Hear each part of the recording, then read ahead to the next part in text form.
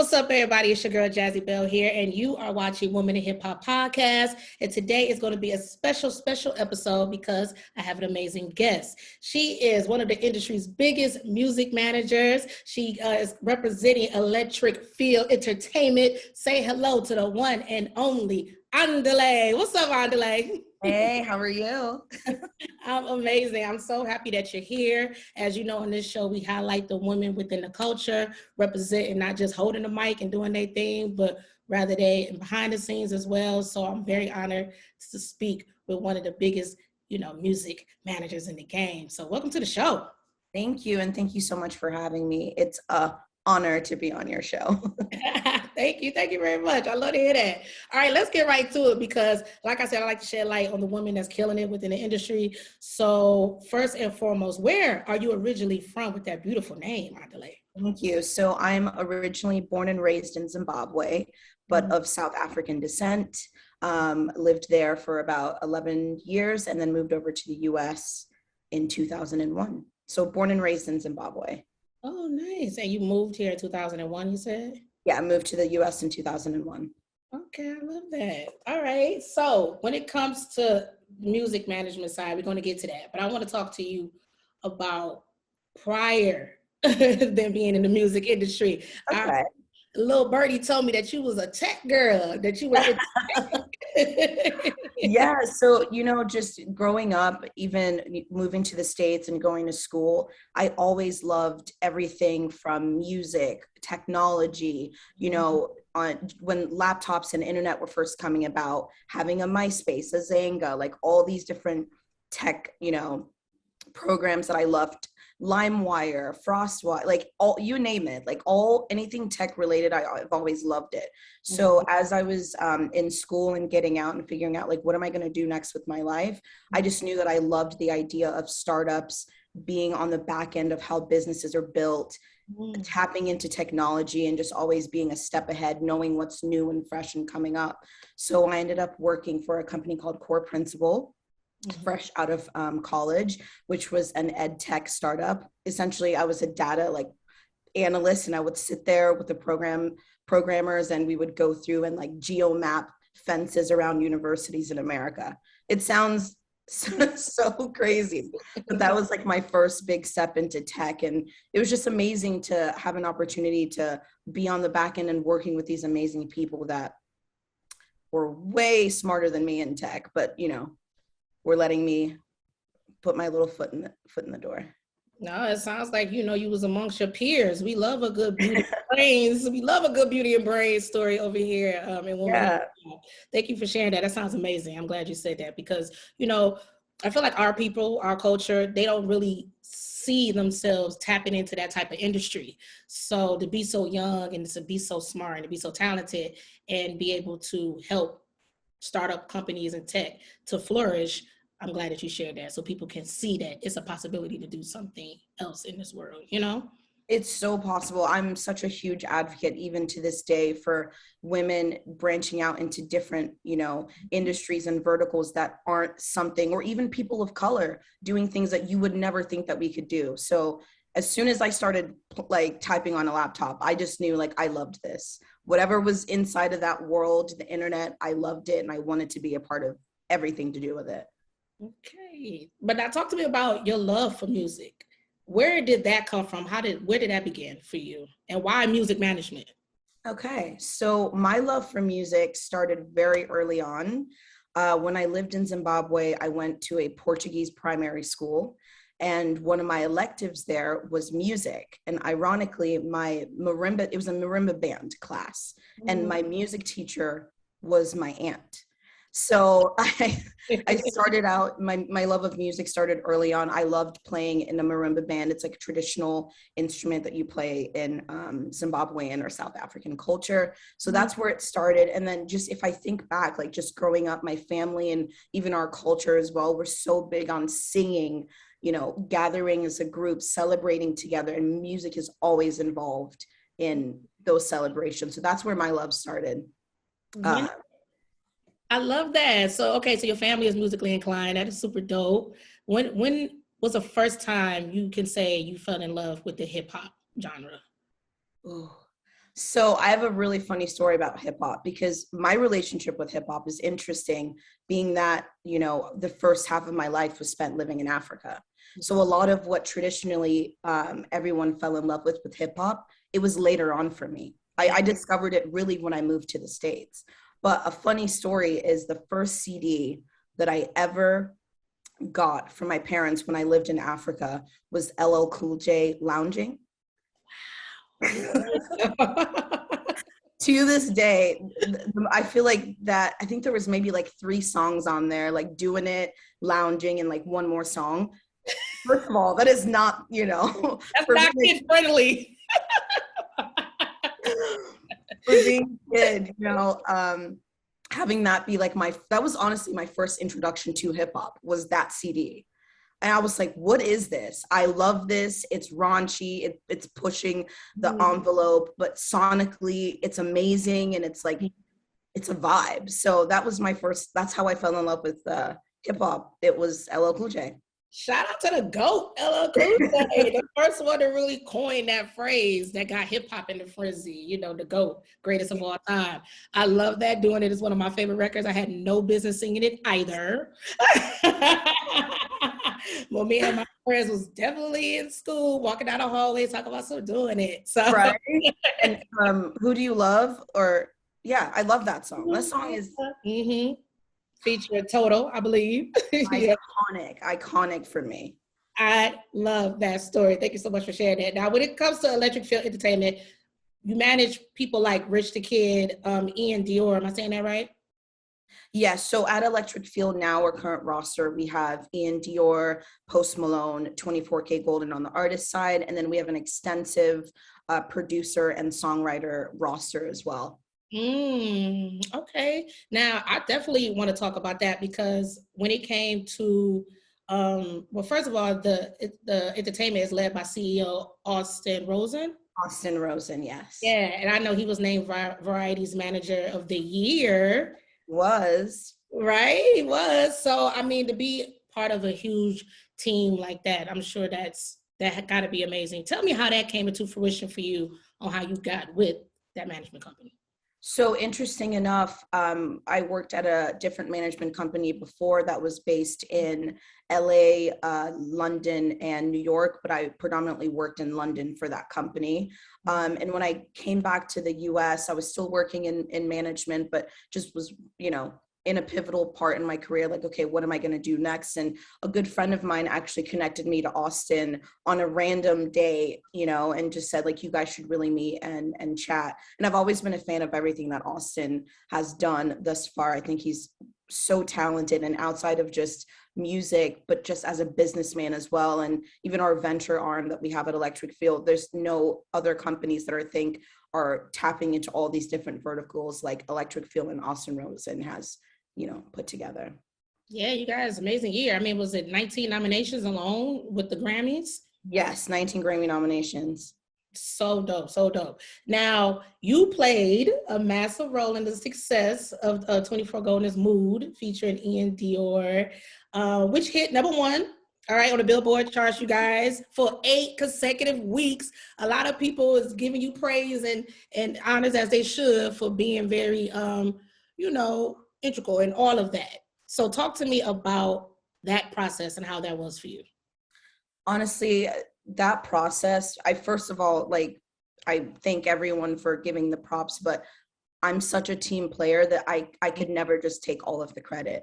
That record and how everything came about, even from how, the 2 artists got in the room together to make the song, it was team effort. And the funny part about that song is it wasn't even a planned session. It was literally Iann, Golden, and Omer hanging out at Ian's house. And they just were like, oh, let's make a song. And then it all came about. But no, I think a big part of the success of that record. Wait, did you have any, I mean, you wasn't at the house, but like when they told you how the song came to fruition, were you just like, whoa, this is, like, when did you first hear that record in particular? So I first heard that record, Golden had played the record, 24K Golden had played it for all of us. And I mean, I heard it after it was put together. It was like an aftermath. Like they did the song, they were all hanging out, and then afterwards, you know, Golden played the record, and it was in the pool of all the different songs that he was working on at the time for his album. So it was amazing, but you know, we didn't. I would never say that anyone thought like this is the one. You know, I don't think any of us ever had that moment prior. Talk to me about like how you would describe your job and how you was able to, you know, help a record like this become the big record that it was at its time. I think, you know, being a manager, it's such an interesting job because there's no one way to define it. You know, one day you could be a therapist, another day you're working with a lawyer on contracts. The next day you're putting together a tour. So I think what it is to be a manager is to be able to pivot and make decisions that will benefit yourself and your clients in the best way possible, and just being able to be, you know, take everything in, compartmentalize it, and then figure out strategies of how to execute those things. So, and sometimes, you know, for example, with mood, all you need to be is just a support for the creative of your clients. Like, let them do what they want to do. You know, if they want to make a song with their friend, let them go make a song with their friend, but be supportive of their creative process, and then create opportunities once the song is ready to put out that will, you know, catapult it to that next level. You know, I have a question for you. Maybe it's a little more personal question, like for me, because, you know, I'm in the industry, so I've had people say, you know, like they wanted to manage me, and I had one person where I was really thinking about, oh, this person might be great to like be my manager, but he was like, bruh, listen, being a manager is like being your therapist, being your husband, being your best friend, being your doc. Like it's such a close type of like rapport that you would have to have. And he was like, I can't sign up for that. Like that's a lot. I think he was saying because I'm a woman and he's a man, which is a whole nother situation. But I tried to understand where he was coming from, and I did eventually, because I was like, hey, if it's something you feel like you couldn't handle, then cool. Would you agree with that assessment as far as like, is it that close of relationship where you feel like, damn, it's almost like, you know what I mean? Like not being a couple, but just like I said, being that person's everything. It is. And, you know, I would say that that's, first of all, that's true. He's right. But I do think what's interesting about myself as a manager, but also, you know, Electric Feel, is we're really specific about the clients that we take on. And personally, I feel like it's about aligning yourself with a client, or as a manager on your end that has the same like ethos as you.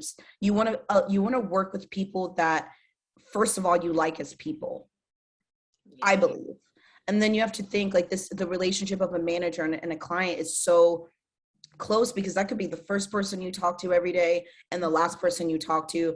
And, you know, you're building businesses together. You're making sure, like, for example, mental health is something that's so important to me and as well as my clients. So you're making sure someone's mentally sound. Are you healthy? Are you comfortable to move forward with this next step? But also you have to be business savvy and make sure that like I'm constantly educating myself on what's new, what's coming up, and what can I learn to make myself a better manager for my clients. So you want someone that, my philosophy is someone who, first of all, you like as a person, and then the business comes second. I love that. That's a great way to approach it, I believe. And so when it comes to, you know, being a woman in hip hop and this being a male dominated industry, and we always hear stories, you know, horror stories, child. From, you know, shout out to people like Drew Dixon, who, you know, came out openly about her experience in hip hop. Kim Azario has talked about her experience in hip hop, and even Lotto recently. Yeah, I just saw that. Yeah, talked about how you know what she had to deal with her album release and having to deal with an artist, you know, using whatever, you know, sex as a way to manipulate a situation. How has it been for you being a woman in this male-dominated industry? You know, that's such an open-ended question that can go so many different ways, but you know, it's not easy. I wake up every day and I take it a day at a time, to be honest. It's not easy. But I think in this day and age now, as much as we focus on all the bad things that happen to women in this industry, and we take it seriously because it's great for people to feel comfortable to open up and really talk about their experiences, and for us to create an open environment for them to feel comfortable to talk about it, I think is important. But I feel like once you go through so many things, what's helped me is I'm so grateful to be surrounded by people that advocate for me, that create safe spaces for me, mention my name in rooms that I'm not in. And, there's those off days that we all have where you walk into a music video set for your artist and someone thinks you're a makeup artist, or they assume you know what I mean? They never think like, oh, that's the manager. So of course those situations are unfortunate, but what I could say to women or anyone really who's a minority in their own sense that wants to come into this industry is just really have a good team around you. Surround yourself with people that will uplift you and motivate you and push you to be, strong in your own sense, but also don't tolerate disrespect. I think it's important to also learn ways to stand up for yourself, but still hold, be the bigger person in the situation. That's what I would say. I love that advice. Thanks for saying that. But call them out if they do something crazy. Yeah, you know what? Thanks for saying that too, because I think that's the biggest struggle that we have as women in any male-dominated industry, is again not feeling like you have a safe space to speak up for yourself. Yeah. And when you do, what's the aftermath of that? I do feel like we're kind of removing ourselves from the era of the backlash era, or not the backlash era, the blackball. I'm sorry. Yes. The blackball era of is like, well, if you don't do such and such, then you would never work in this business again. And it's like, I just feel like we're away from that. And I think the more that I or people in this industry promote that, then more people will feel safe to come forward if they feel something is they're being done wrong. No, definitely. And, I think there's a lot of women also that have been trailblazers for us in this industry, and created opportunities and groups as well to help women, especially Black women, navigate their way in this industry. I have so many mentors that I'm grateful for that have helped me get to where I am now, but I'm also a mentor for any, women coming up, because the one thing that would make me happy is to know that like another Black girl never has to experience what I've experienced. Love that. Let's talk about that, because you do serve as a member of Women in Music. Yes. NapGirls, and you recently signed on to be a mentor for Femme It Forward's next Gem Femme mentorship program. I'm part of that as well. Yes, Heather is the queen. She is everything. So grateful for her for starting that organization. Heather, right? Heather. Yes. She's amazing. When you talk about creating opportunities and professional growth for women, like let's tap into that. How has the experience been for you being a part of these groups? I mean, for me, we like what we were just speaking about, having a group of people where you can speak to other women, and you have those moments sometimes where you're like, am I the only one going through this? Am I just going crazy by myself? And then you call another woman, who's a part of the organizations that you're in, and they're like, oh yeah, the same thing happened to me like 2 days ago. So even knowing that you're not the only one going through it, I think helps so much, and makes you feel like, what, we do have a community of strong women that look out and advocate for each other. So for me, it creates this safe space where it's like, something bad might happen and you want to know how to navigate it. Well, you can go to these amazing organizations that not only advocate for women, but they advocate for everyone. They just create a safe space for women to be able to excel. You know what I mean? It's a safe space. So I'm all for it. Yes. I wonder for you, because I've been asked this question, or at least I feel like I have, or maybe I ask myself this question, right? Because obviously I'm such a lover of hip hop, period, although I obviously put a magnifying glass on the women that's killing it in the game. Like when people talk about top 5 dead or alive, I'm like, it's all women, so what you want to hear? Like I'll sit up sometimes. I can use some Tupac and some Biggie, but like, it's Kill, Foxy, da-da-da-da-da. But, with that being said, like, I really do love male rappers for sure. Yeah. But I wonder for you, just being a woman in hip hop, like, do you ever find yourself conflicted, like, being part of this culture? And oftentimes, hearing the music that is degrading to women? Because people have I felt like I struggle with that. It's like I'm bobbing my head to the music. I know all the words. I was like, ooh. I'm like, she did what? You know, this is just a question I've always wondered with other women. Like, do you struggle with this culture sometimes? Yeah, you know, there's moments where you're like, wait a minute, she did what? And you called her what? But then you think it's like, on the flip side of that, it's like, well, women must be so incredible that all these men spend all day talking about how amazing we are and all the things we do and how we make them mad. But so it's like, let's give them more things to talk about. Because if you think about it, like, what are they all talking about? Mostly women anyway. So we must be doing something right. Come on, you know, Andile. That got to be the best comeback, best answer ever to that question. Because I'm like, yeah. I mean, for me, Cardi B, Megan, Lotto, you know, these women now have just owned it. They're so smart.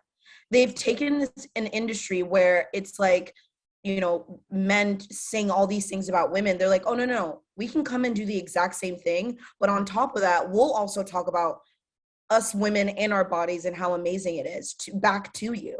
So I'm all for women, female rappers coming in and doing the same thing that the guys are doing, but better. So well said. Now I'm going to play this confessional hour with you, but before I do that, I read that you credit your curiosity, hustle, and the African philosophy. How do you say it? Ubuntu. Yes. As your secret weapons for success. Please explain that. I hit the Google button, the Google schmoogle. So dope, but I would love for you to elaborate on exactly, you know, what that is and what you meant by that.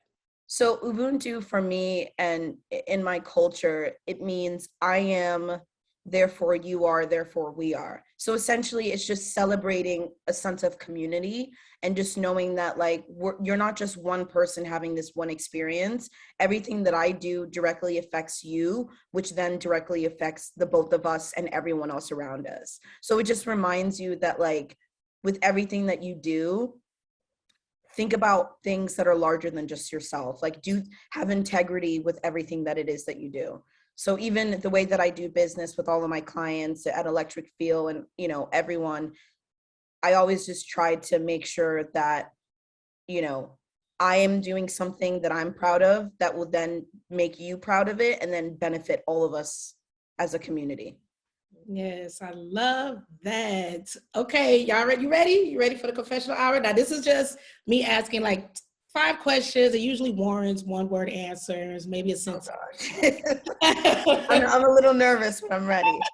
It's fine. It's fine. It's going to be fun. Okay, I got to ask you, give me your top 5 favorite female rappers. This is women in hip-hop, so represent female rappers. Lil' Kim, Foxy Brown, Megan Thee Stallion, Nicki, and Cardi. Wait, I take it back. I'm going to have to add Bia on there because I'm really obsessed with her right now. Okay, who we taking off? Because now I'll be a messy. I can't even say who I'm taking off. We'll get you top 6. Look, see, I was about to get you off the hook. I got you, sir. Yeah. Now, with you being this amazing music manager, who would you say is a dream artist that you would love to manage or work with one day? You know, I think I'm biased here, but I'm blessed to say that I'm already working with my dream artists. Okay. Yeah, I love what's going on here. Okay. Well, let me flip that. Okay. Just say like a dream collaboration for a female artist. It could be a rapper, a singer, it don't matter. Like, what woman out there would you like see yourself attached to that you would like to work with and help out with her career?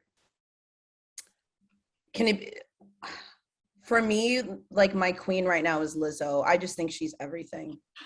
She is what she's done for music, women, body positivity. Like, it's just, yeah. I listen to Lizzo every day. So she's the queen. I love Lizzo. She's from Detroit like me, I believe. Somewhere up in Michigan. Okay. Biggest misconception about you, Andile? Ooh. I think the biggest misconception about me is I think sometimes people take kindness as a form of weakness. Come on now, talk about it. I love that. Okay. Who is your biggest inspiration personally and professionally? Personally, my biggest inspiration, I mean, this is cliche, but I'd have to say my parents. You know, they worked hard to get myself and my family to the US to give us better opportunities, and essentially sacrificed their own dreams to make sure that me and my sister had an opportunity to thrive. So they're my end all be all. And then professionally, I mean, outside of just the music industry, I'd say my biggest inspiration is Nelson Mandela. Wow, yeah. Yeah, the level of sacrifice and just all the things that he did to be able to provide, you know, rights and freedom for people that look like us in Africa and in South Africa is just very admirable. Iconic man, indeed. Now, when it's all said and done, what do you want your legacy to be?